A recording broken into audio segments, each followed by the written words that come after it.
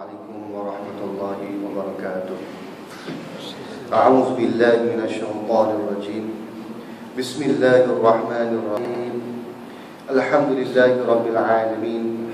Wassalatu wassalamu ala asyrafil anbiya'i wal mursalin wa ala alihi wa sahbihi ajma'in. Rabbi shrah li sadri wa yassir li amri wahlul 'uqdatam min lisani yafqahu qawli. Subhanaka la ilma lana illa ma 'allamtana innaka antal alimul hakim. Rabbi yassir wa la tu'assir fa inna taysira kulli 'asirin 'alayka yasir. Allahumma tamim bil khair bi rahmatika ya arhamar rahimin. Wa la hawla wa la quwwata illa billahil 'aliyyil 'azim. Amma ba'd. Wa qala al-musannif rahimahullahu ta'ala wa nafa'ana wa iyyakum bi 'ulumihi fid darain amin. Muslimin muslimat yang dirahmati Allah sekalian, alhamdulillah, marilah sama-sama kita memanjatkan kesyukuran kita ke hadrat Allah Subhanahu wa taala, kerana dengan limpah kurnia Allah Subhanahu wa taala dan kasih sayangnya mengumpulkan kita pada malam ini untuk sama-sama kita menyambung pelajaran kita dalam bidang hadis, yaitu hadis 40, hadis Arba'in lin Nawawi.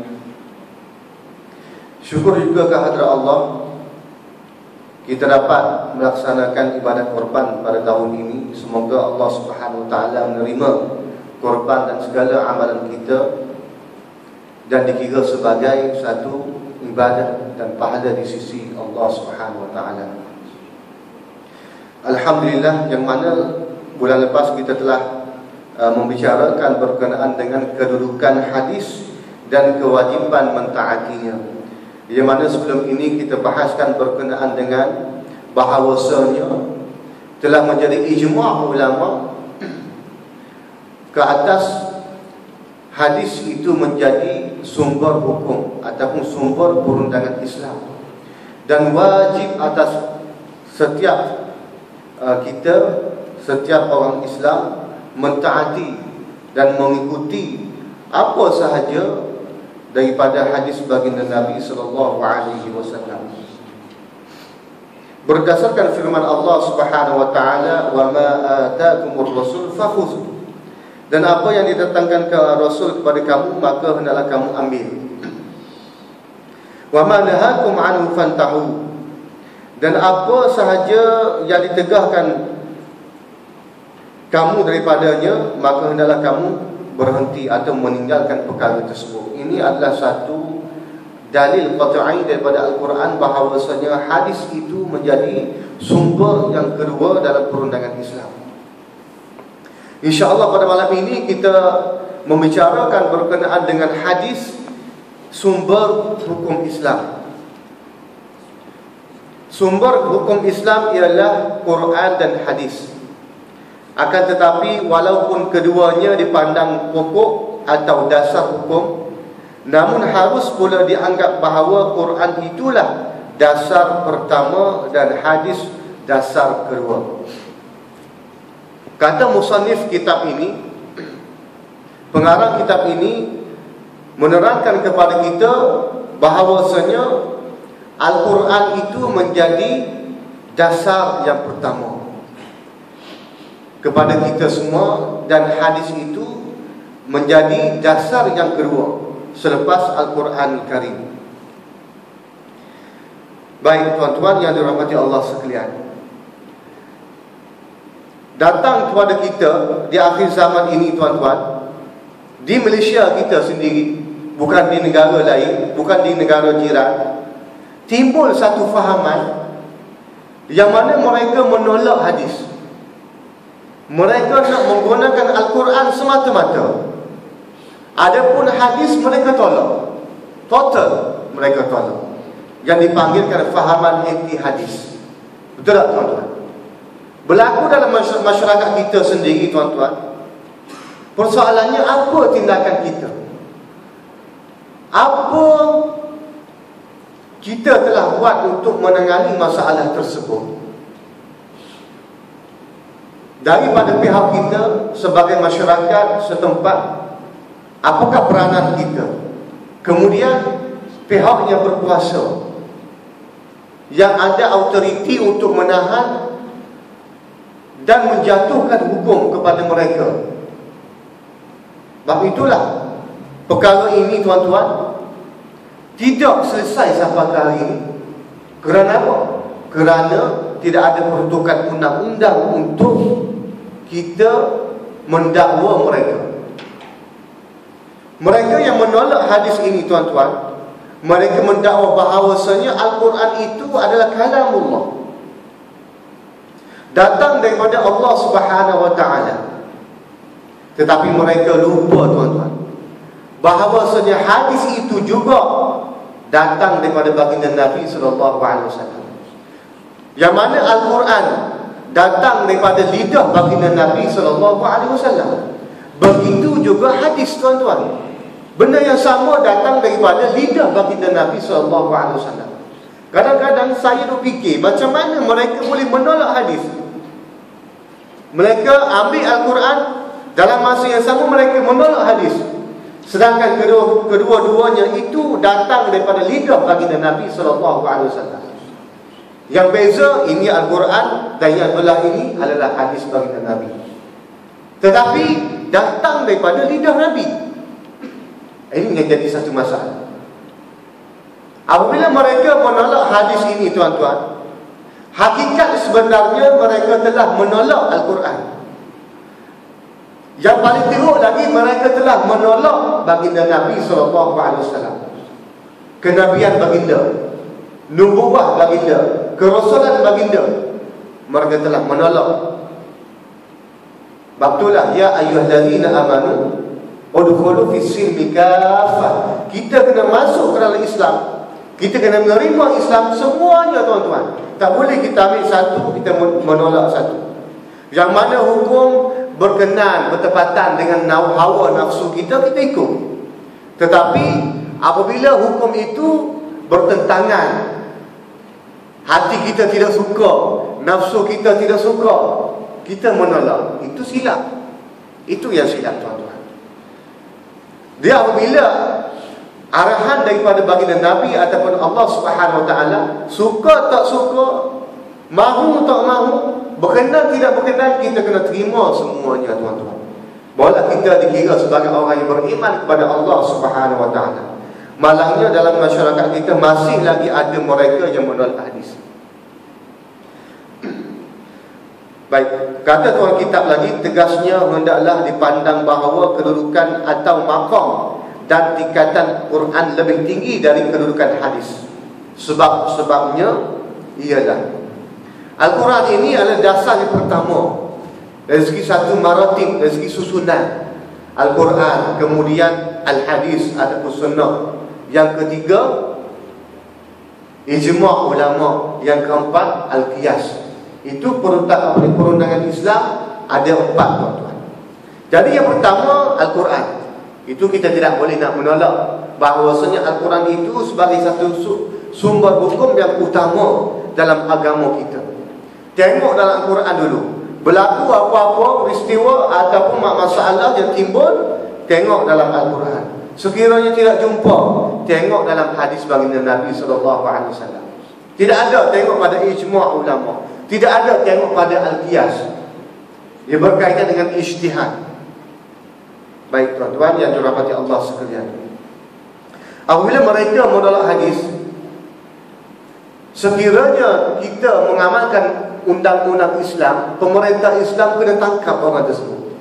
Kena tangkap dan kena penjara selama 3 hari, bagi peluang untuk bertaubat, bagi peluang nasihat, bagi brainwash, bagi kaunseling 3 hari, tuan-tuan, supaya mereka kembali kepada ajaran Islam yang sebenar, supaya mereka menerima hadis ataupun sunnah baginda Nabi sebagai satu hukum dalam Islam. Degil juga, degil, tak nak kembali kepada Islam, hukum dia bunuh, tuan-tuan, kerana mereka telah keluar daripada ajaran Islam, kerana mereka telah menolak hadis baginda Nabi SAW. Ini amat berat, tuan-tuan. Benda kita tengok nipis, kita tengok benda tidak ada apa-apa, tetapi kesan kepada agama kita, tuan-tuan, Allah Rabbi. Sekiranya mereka boleh mempermainkan agama, dan kita biarkan mereka, tidak mustahil ada golongan-golongan lain akan timbul selepas ini. Mereka juga akan mempermainkan Al-Quran, mempermainkan hadis baginda Nabi SAW. Sebab itulah kita sebagai umat Islam, kita kena rasa sensitif. Kena rasa sensitif dalam diri kita, tuan-tuan. Bila berlaku, kita kena ambil tindakan. Kita komplain, kita buat laporan polis dan sebagainya. Kita tidak boleh berdiam diri, kerana mereka telah menolak sebahagian daripada ajaran Islam. Sebab-sebab yang pertama, kenapa Al-Quran itu tinggi maratib dia, susunan dia daripada hadis. Yang pertama, Al-Quran itu ialah kitabullah yang diwahyukan atau diturunkan kepada Nabi Muhammad SAW dengan lafaz dan maknanya sekali. Allah Ta'ala turunkan wahyu kepada baginda Nabi melalui perantaraan malaikat Jibril, lafaz dan makna sekali, tuan-tuan. Tidak ada berubah walaupun satu huruf, walaupun satu baris. Dan diterima oleh umat Islam dari Nabi dengan jalan yang qat'i, iaitu jalan yang diyakinkan kebenarannya. Kita tak boleh nak bentah, tuan-tuan. Kita tak boleh nak pertikaikan Al-Quran. Tidak ada sebarang keraguan padanya. Zalikal kitabu la raiba fihi hudan lil muttaqin. Surah Al-Baqarah ayat yang kedua. Demikian itu kitab, itu Al-Quran Karim, la raiba fihi, tidak ada keraguan, tuan-tuan. Hudan lil muttaqin, dan menjadi satu panduan hidayah kepada orang yang beriman kepada Allah Subhanahu wa taala. Dan didengar Al-Quran itu serta dihafaznya oleh sejumlah sahabat yang terkemuka. Kemudian mereka menulisnya pula menurut perintah Nabi sendiri. Apabila baginda Nabi SAW menyampaikan wahyu Allah, Al-Quran, sahabat-sahabat dia hafal ayat Al-Quran. Sebahagian mereka tulis Al-Quran. Dan ketika itu, ketika tempoh penurunan Al-Quran, Nabi SAW tidak menyuruh sahabat menulis hadis. Nabi melarang sahabat menulis hadis. Kerana apa? Kerana takut bercampur bau antara hadis dan Al-Quran. Takut sekiranya apabila baginda Nabi SAW wafat, sahabat-sahabat yang kemudian ataupun tabi'in tidak boleh membezakan Al-Quran ataupun Al-Hadis. Apabila zaman permulaan Islam, Nabi larang tulis hadis. Yang Nabi suruh antaranya Zaid bin Harithah sebagai kitabah, sebagai penulis wahyu, tulis Al-Quran sahaja. Yang menghafaz, hafaz. Yang menulis di daun tama, di batu, di pelepah tama dan sebagainya, tulis Al-Quran. Hadis ini dikumpulkan kemudian pada zaman Sayyidina Abu Bakar menjadi khalifah. Kerana mereka melihat ramai orang yang menghafal hadis banyak terkorban dalam peperangan. Maka Sayyidina Abu Bakar dan Sayyidina Umar melihat kesannya terhadap umat Islam. Takut-takut hadis itu dah terkubur, tidak sampai kepada umat-umat yang akan datang. Maka mereka mengumpulkan hadis dan mereka membukukan hadis.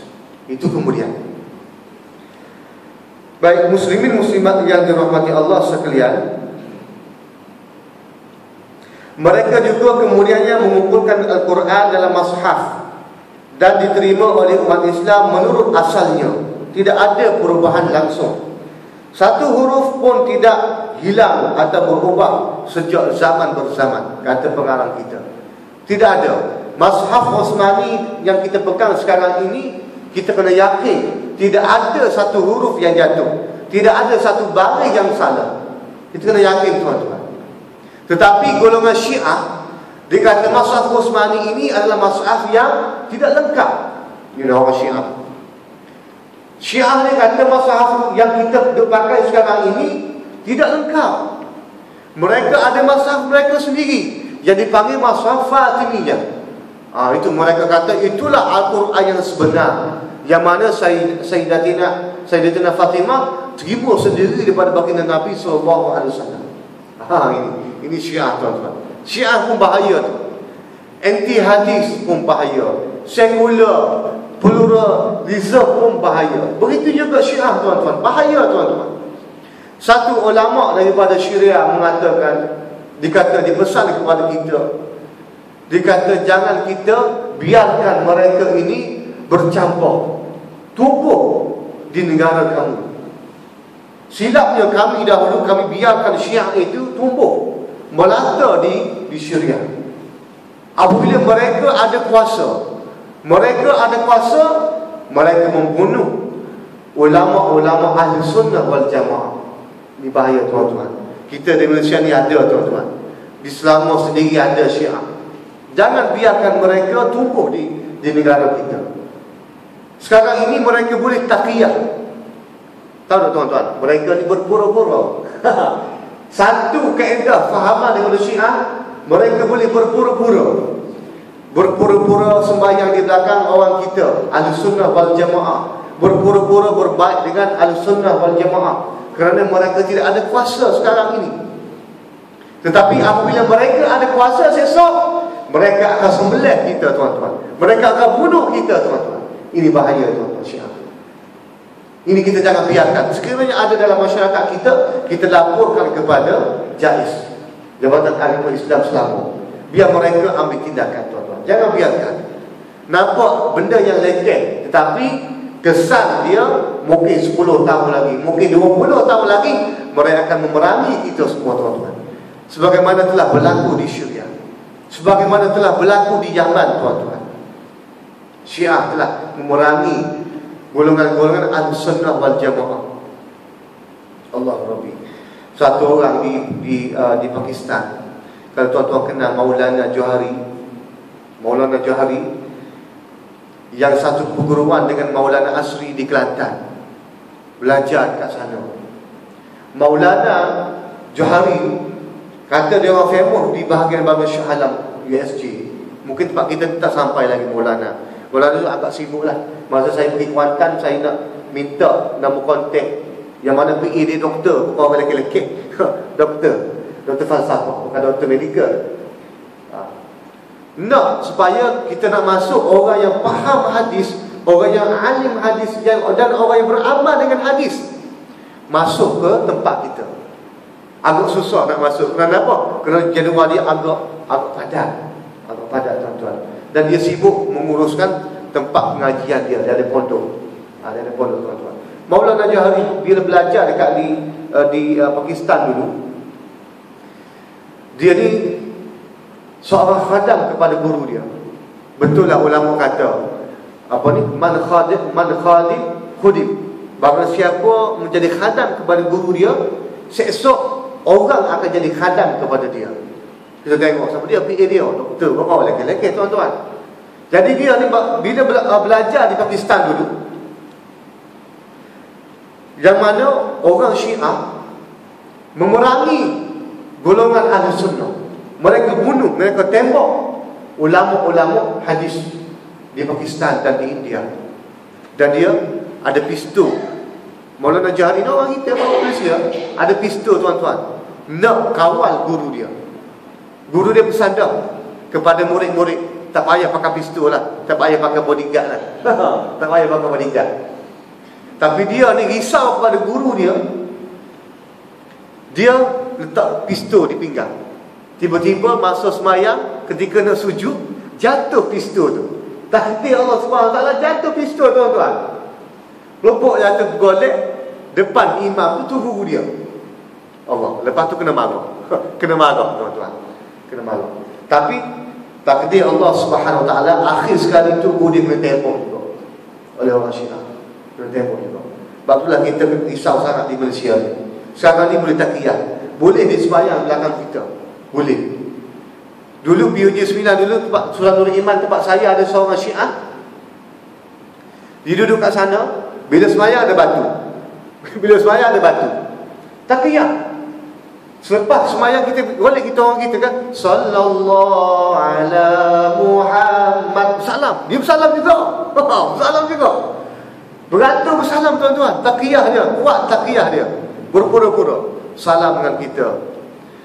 Dan sekali kita dah tahu dia Syiah, Kita report ke SP, kita report ke JAIS. Satu hari sembahyang subuh, dia sembahyang kat ujung sekali. Bila ada imam dah berdoa, jadi sallallahu tidak salam dia terlupa ambil batu. Dia terlupa ambil batu. Jadi jemaah kita kat belakang tu ambil, simpan. Dia tu kalau cari mana batu dia ni, bala batu, dia cari, dah tak jumpa dah. Ahli jemaah kita sembunyi. Esok tuan-tuan, apa dia ambil?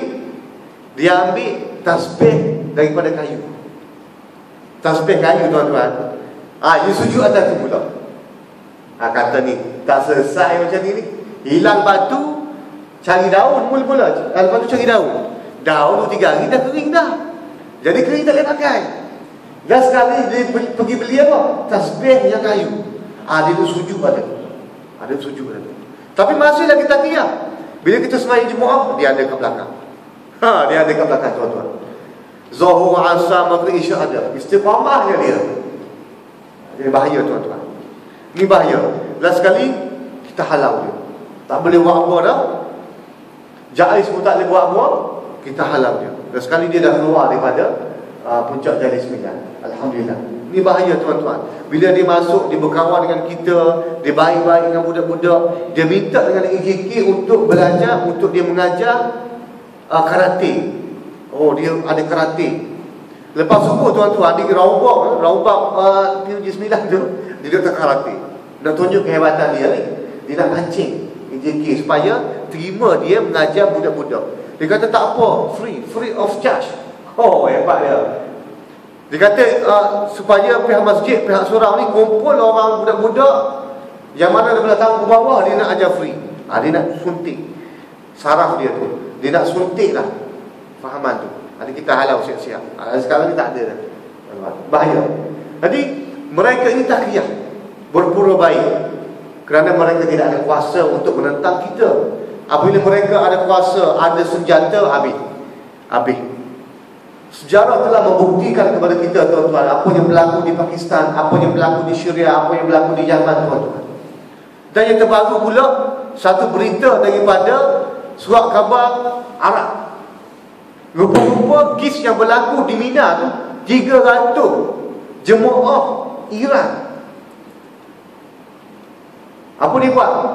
Dia menentang arus. Di Mina tu orang berjalan satu arus, one way. Dia menentang arus daripada sana. Dia nak masuk, dia tegak-tegak. Itu menjadi rempuhan manusia. Satu surat khabar Arab. Kalau tuan-tuan boleh baca Arab, satu surat khabar 300 tuan-tuan. Bayangkan jemaah daripada Iran. Bila kata Iran ni, susah kita nak jumpa ada saudara jemaah. Semua Syiah tuan-tuan. Iran ni boleh dia buat kacau, dia masuk tempat perjalanan Mina tu, dia menentang arus. Kalau kita di highway kita ni, kereta masuk menentang arus, macam mana tuan-tuan? Accident tuan-tuan, accident. Ni mereka telah buat kacau. Ini yang berlaku tuan-tuan. Kita kena buka mata. Fahaman-fahaman ini sekarang ini mereka tidak ada kuasa. Syiah pula-pula sekarang ni ada pula fahaman baru, fahaman lama dah. Orang sebutlah, orang namakan dia. Bukan kita nak bergelar, bukan kita nak menuduh dia. Ada satu golongan ni yang dipanggil Wahabi, pun satu masalah juga. Mari mereka mendakwa mereka lah orang ahli hadis. Bahkan mana hadis salaf. Mereka lah yang faham hadis. Ulama lain tak faham semua. Ini satu masalah. Kita ulama-ulama dulu tuan-tuan, daripada Imam Malik sampai ke Imam Ahmad, Imam Abu Hanifah, Imam Malik, Imam Syafi'i, Imam Ahmad bin Hanbal, mereka mentadbikkan hadis, menggunakan hadis untuk mengeluarkan hukum. Betul tak? Al-Quran sudah tentu. Mereka melihat Al-Quran, kemudian mereka mengambil hadis untuk mengeluarkan hukum. Mari fahaman tu buat kacau di Malaysia. Mereka menggunakan hadis ini untuk menolak hukum-hukum fiqh. Tuan-tuan perasan ke tak? Mereka menggunakan hadis untuk menolak hukum-hukum fiqh. Ini yang jadi satu masalah dalam masyarakat kita. Ulama-ulama dulu menggunakan hadis untuk tatbikkan hukum, untuk takhrijkan hukum. supaya masyarakat senang nak beramal dengan Islam. Mari mereka ini menggunakan hadis untuk menolak fiqh, menolak untuk bermazhab. Betul tak tuan-tuan? Ini bahaya tuan-tuan, bahaya. Kalau kita tengok al-hadis tuan-tuan, al-hadis apa ni, Waqi', apa ni, imam-imam yang besar, Sufyan Ibn Uyainah, pernah saya dah bagi tahu kat sini. Apa dia kata? Lau kana biyadina la jaruna bil jari. Dia kata sekiranya aku ni ada kuasa di tangan aku akan pukul kullu muhaddisin la yashtaghilu bil fiqh. Mereka ahli hadis yang mana tidak sibuk untuk belajar fiqh. Kena bedah, kena piyang, kena watan, kena sebat. Dia belajar hadis, dia ahlul hadis, tapi tak sibuk belajar fiqh. Itu yang jadi masalah. Wa kullul faqih la yashtaghilu bil hadis. Apakah pukul juga mereka yang belajar fiqh tapi tak nak belajar hadis? Kena pukul juga. Jadi apa yang nak menunjukkan kepada kita, ilmu hadis dan ilmu fiqh adalah ilmu yang tidak dapat dipisahkan tuan-tuan. Kenapa? Kerana ilmu fiqh tatbik hukum daripada Al-Quran dan As-Sunnah. Betul tak tuan-tuan? Kita nak belajar hukum korban sebagai contoh, musuh-musuh korban, sunnah muakkadah. Macam mana boleh keluar sunnah muakkadah daripada tatbik hukum melalui kaedah fiqh? Betul tak? Berdasarkan dalil Al-Quran dan As-Sunnah. Mari golongan tu menggunakan hadis, tak boleh, haram kita bermazhab.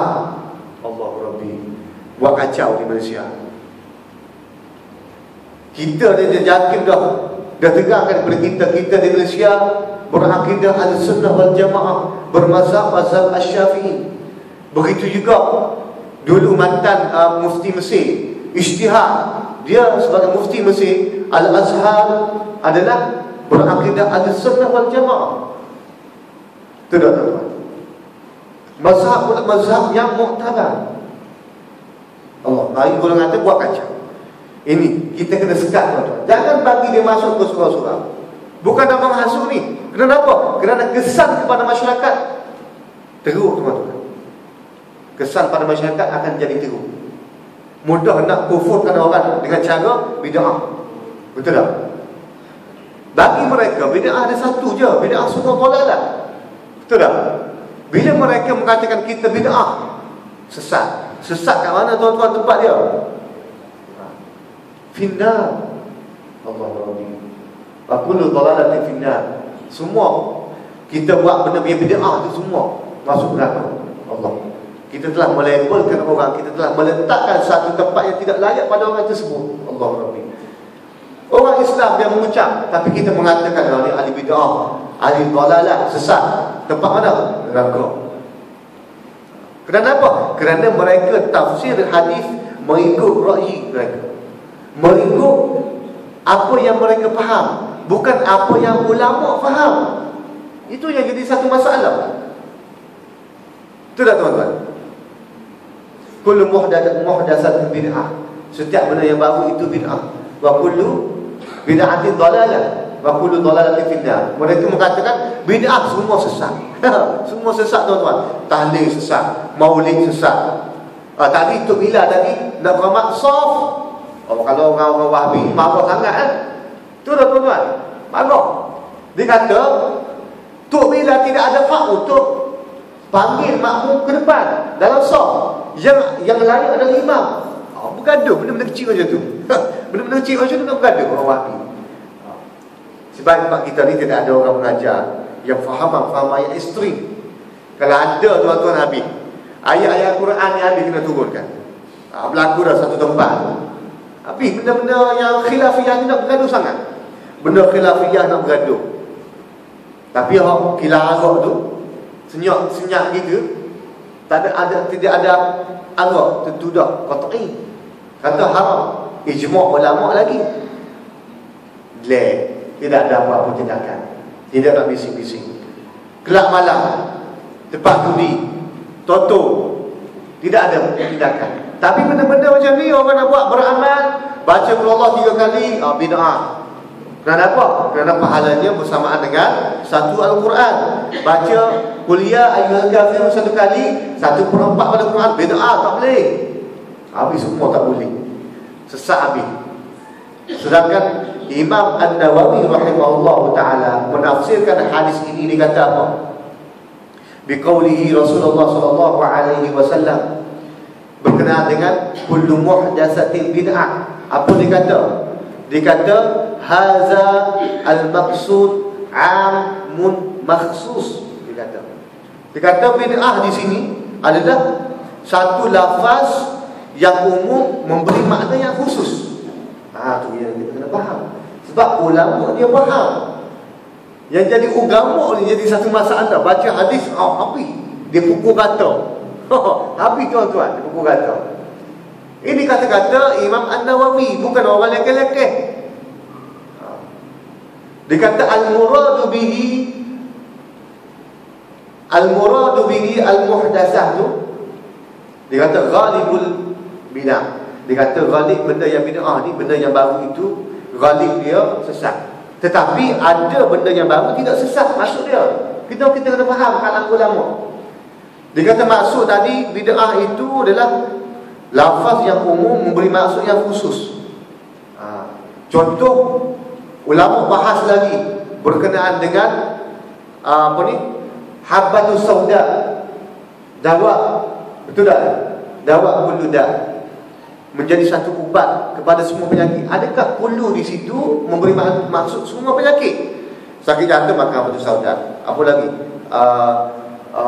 Kanser makan habbatus sauda. Semua menjadi penyakit. Tidak tuan-tuan. Kullu di situ memberi maksud am khusus.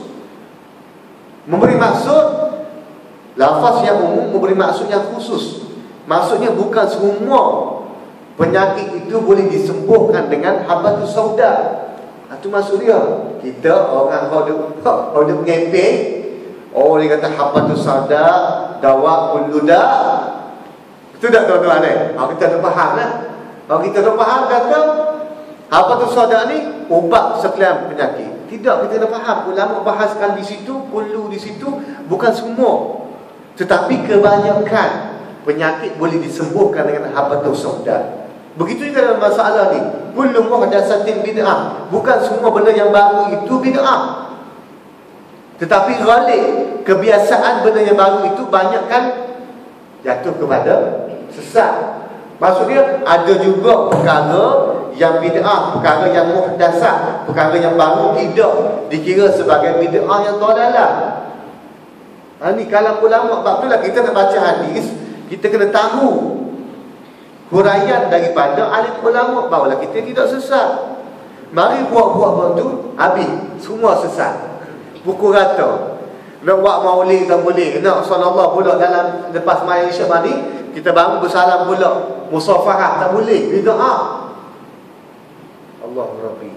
Sedangkan disebut dalam kitab Qawaidul Ahkam fi Masabihil Anam, Syekh Izzuddin Abdul Salam, Sultanul Ulama, dia kata apa?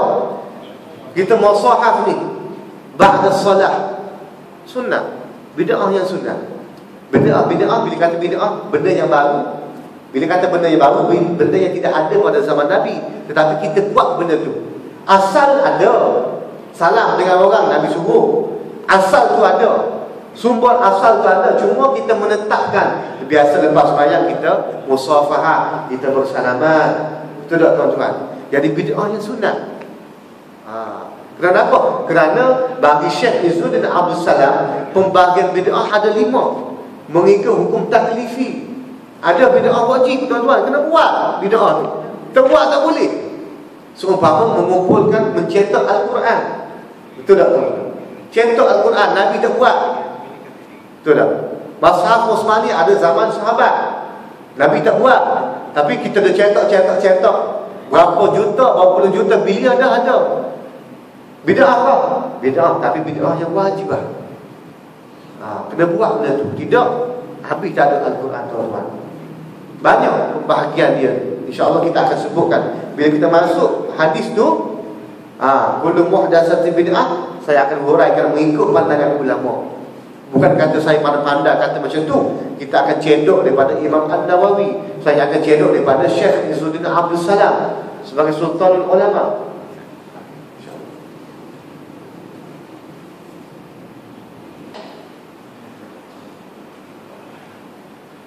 Muslimin muslimat yang dirahmati Allah sekalian.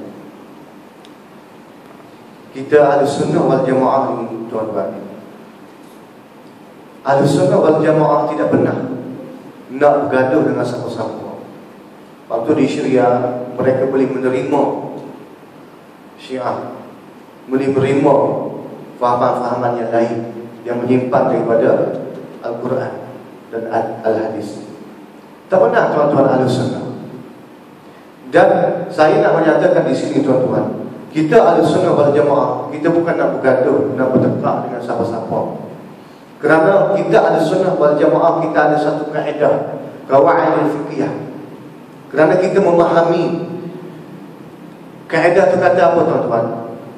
La yunkirul mukhtalif fihi walakin yunkiru mujtama'alaih.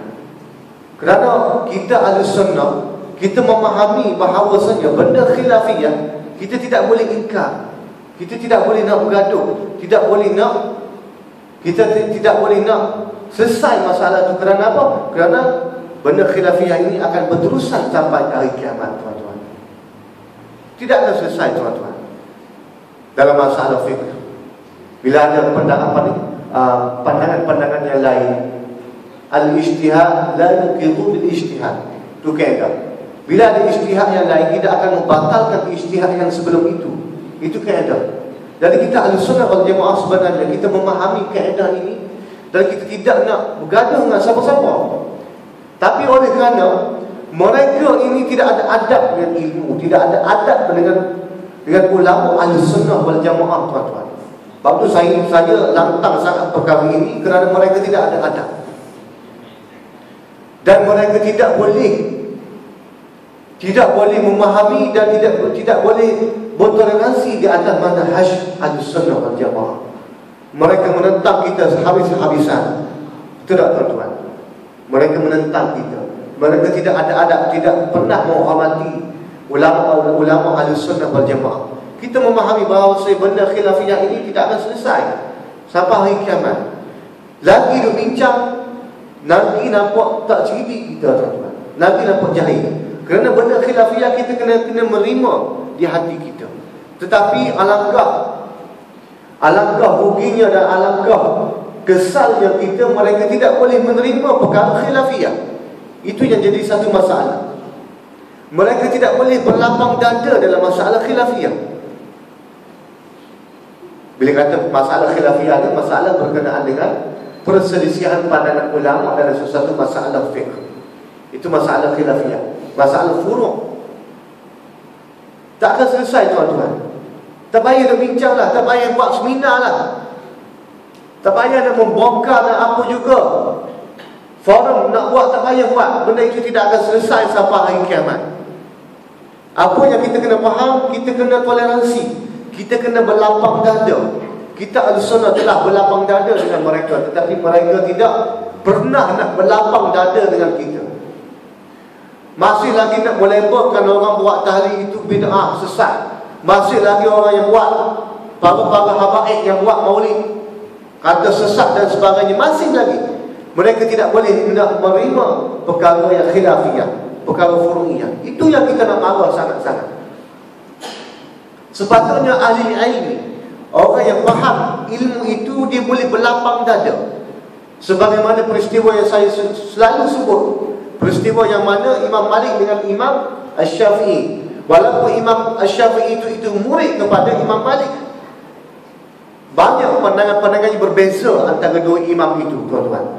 Tetapi mereka boleh bertoleransi, boleh berlapang dada dalam masalah-masalah fiqh. Tetapi sekiranya perkara itu berkaitan dengan akidah, berkaitan dengan tauhid, berkaitan dengan usuluddin, kita tidak ada berlapang dada. Kerana masalah usul adalah masalah yang pokok, masalah yang satu, masalah yang utama. Tidak ada khilafiyah, tidak ada perselisihan pandangan. Itu masalah usul. Tetapi masalah khilafiyah kita kena berlapang dada. Dengan cara mana? Bila orang yang nak buat tahlil, kita jangan larang, jangan marah, jangan bid'ahkan mereka. Begitu juga orang yang tak nak buat tahlil. Orang yang tak nak buat tahlil, betul tak tu? Orang yang tak buat tahlil, kita pula jangan kita labelkan dia tu Wahabi dan sebagainya. Kita kena berlapang dada. Wahabi adalah satu fahaman yang ekstrim, yang mana tidak boleh menerima pandangan ulama yang lain. Itu yang kita kesal sangat. Lagi kita mengajar, lagi ada, lagi tersebarnya ilmu, lagi mereka tentang Allah Rabbi. Tidak akan selesai, tuan-tuan. Yang kita walakin yumkirul mujtama' alaihi, apa yang kita kena ingkar, kita kena bergaduh, kita kena berlawan, iaitu perkara yang menjadi ijma' ulama. Itu kita kena bergaduh. Seumpamanya apa? Zina, judi, arak. Itu dah, tuan-tuan.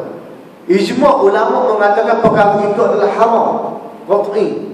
Tiba-tiba ada seorang ustaz, ada seorang yang mengajar kata zina itu halal, dengan cara muta'ah, dengan contoh syiah. Orang tu kita kena lawan, kita kena balas, kerana mereka telah melangkaui perkara yang diijma'kan oleh ulama muslimin.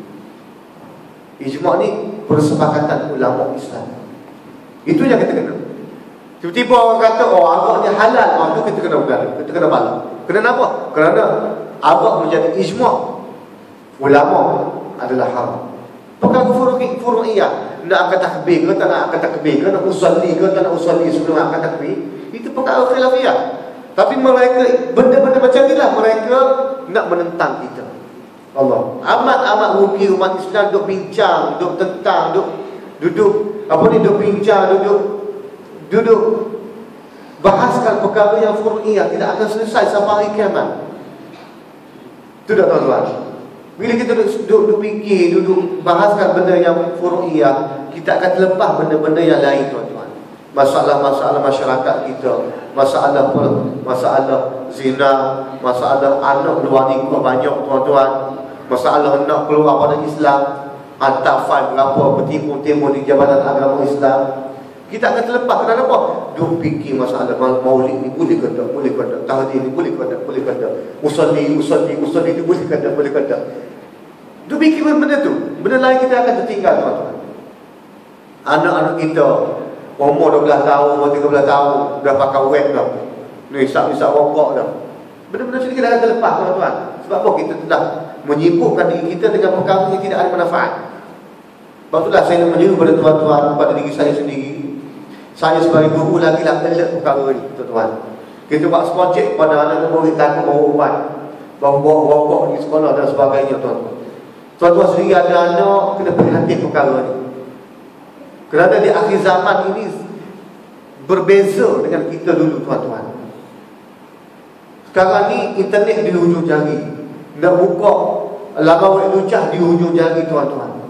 Kena hati-hati yang ada internet kat rumah, yang ada komputer kat rumah, yang anak selalu search internet dan sebagainya. Kita kena hati-hati. Kita kena orang kata kena perhatikan, kena buat pemantauan, tuan-tuan. Perkara ni amat penting. Zaman kita tidak ada, tuan-tuan. Handset dulu yang ada tanduk tu, boleh pakai untuk hebat. Tanduk tu. Kalau tak ada lagi MMS tak boleh terima, gambar tak boleh terima, tu hebat tu. Okey, orang kaya tu dia boleh pakai ya.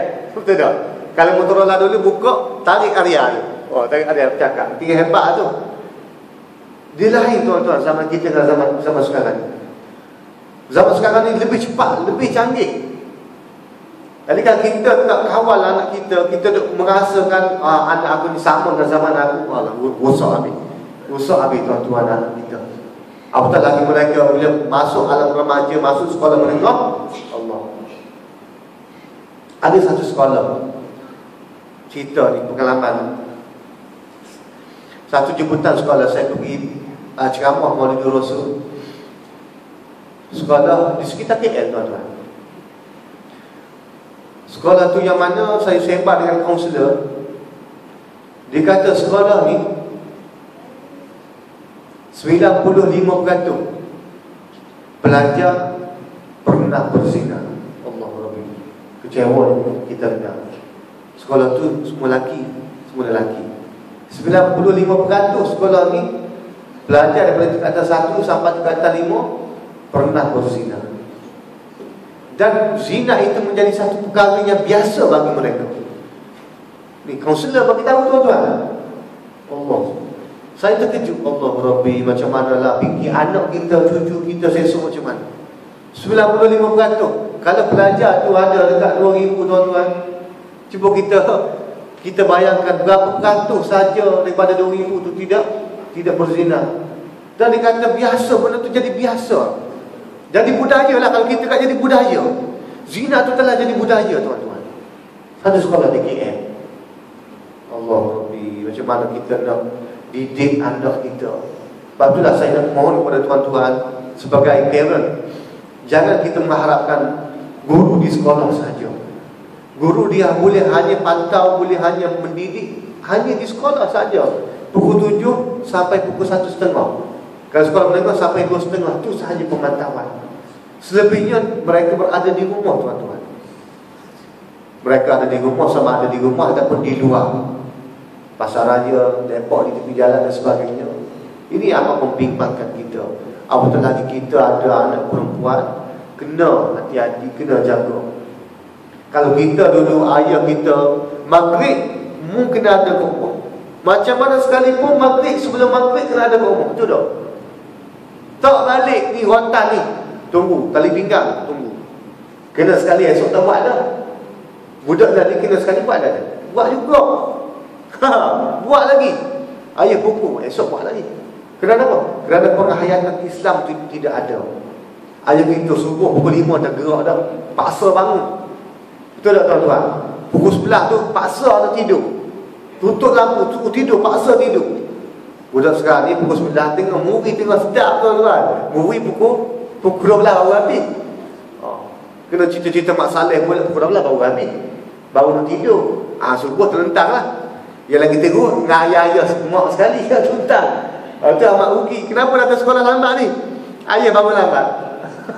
Ada budak bagi, budak tahun 1, jujur je, kenapa datang sekolah lambat? Ayah bangun lambat. Ada juga. Allah Rabbi, ini amat membimbangkan kita tuan-tuan. Apa nak jadi pada masyarakat kita 10 tahun lagi tuan-tuan?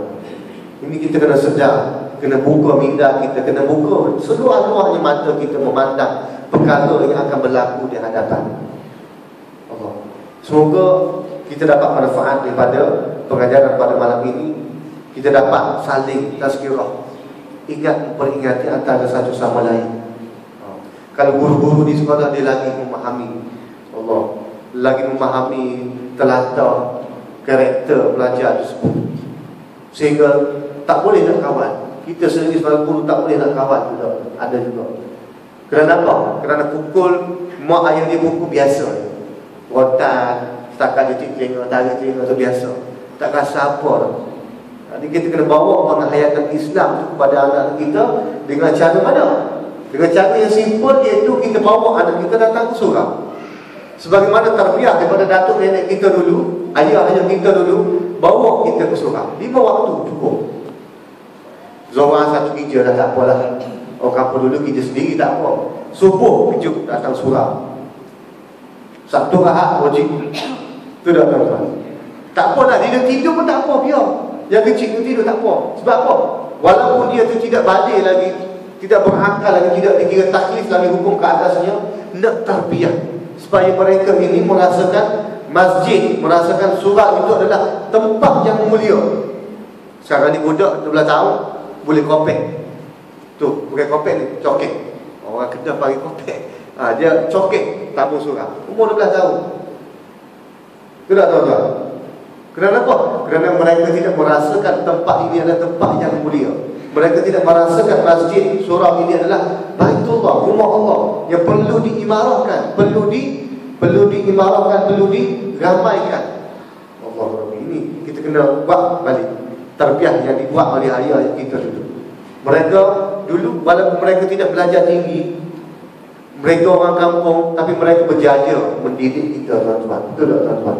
Semua saya rasa berasal dari kampung, merasai bagaimana ayah kita mendidik kita dulu. Kalaulah zaman saya pun sempat, ayah saya kejut subuh, paksa pergi subuh, tunggu masuk ke tanah, malam ketuk lagi, Bagi masa 10 minit, pergi subuh. Maghrib isyak. Begitulah kita kena buat anak-anak kita, tuan-tuan. Lagi kalau dia orang dah besar, lagi dah susah. Bila dia orang dah besar, dia orang dah boleh fikir. Bila kita nak ajak maghrib, dia orang dah keluar dah. Dah keluar merayau dah. Susah nak kawal. Masa kecil-kecil ni lah kita nak mengimarahkan surah, bawa anak-anak kita supaya kita boleh, orang kata apa, boleh mewarnai kehidupan kita dengan kefahaman Islam. Dan setakat itu dulu untuk malam ni, semoga kita dapat manfaat dan kita dapat beramal dengan ilmu yang sedikit ini, dan kita dapat sampaikan kepada ahli keluarga kita yang itu yang sebaiknya. Aku qouli hadza wa astaghfirullahal azim li wa lakum. Wassalamualaikum warahmatullahi wabarakatuh. A'udzu billahi minasyaitonir rajim. Bismillahirrahmanirrahim. Alhamdulillahirabbil alamin wassalatu wassalamu ala asyrofil anbiya'i wal mursalin wa ala alihi washabbihi ajma'in. Allahumma innaka 'afuwwun karimun tuhibbul 'afwa fa'fu 'anna wa 'an walidina wa 'an jami'il muslimina wal muslimat bi rahmatika ya arhamar rahimin. اللهم إنا نسألك رضاك والجنة ونعوذ بك من سخطك والنار. اللهم اختم علينا بحسن الخاتمة ولا تختم علينا يا الله بسوء الخاتمة. وصلى الله على سيدنا محمد